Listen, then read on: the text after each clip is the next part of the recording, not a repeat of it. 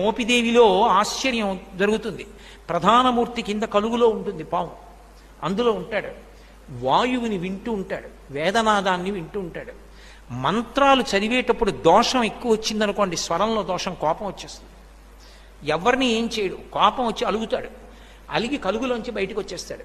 బయటికి వచ్చేసి ఎదురుగుండా తొట్టు ఉంటుంది, అందులోకి పోయి పడుకుంటాడు. నేను లోపల ఉండనంటాడు. నాదం తప్పు వస్తోంది, స్వరం తప్పు వస్తోంది, నేను విన్నా మంత్రం అంటాడు. అప్పుడు వచ్చి మళ్ళీ స్వరంతో చదువుతారు మంత్రం.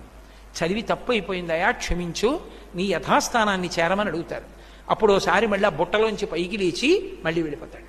అందరూ చూస్తుండగా జరుగుతుంది మోపిదేవిలో. నేను అబద్ధం చెప్పాను అనుకుంటున్నారేమో. మీరు కావాలంటే అర్చకుల్ని వెళ్ళి అడగండి, కిందే ఉంటుంది కలుగు, అందులోనే పడుకుని ఉంటాడు. అందరూ చూస్తుండగా బయటకు వస్తాడు. స్వరం తప్పినా, అనాచారం ఎక్కువైపోయినా బయటకు వచ్చేసి అలకపాన్ పెక్కి పడుకుంటాడు. మళ్ళీ వెళ్ళి వేదం స్వరంతో చెప్తే లోపలికి వెళ్ళిపోతాడు. ఆ నాదాన్ని ఇష్టపడతాడు కాబట్టి సర్పరూపంలో పడుకుంటాడు. చిన్న అపరాధం జరిగింది, ఒకసారి బ్రహ్మగారిని నిగ్రహించాడు. ఆ కారణానికి వచ్చి పుట్టలో పడుకుని ధ్యానం చేశాడు.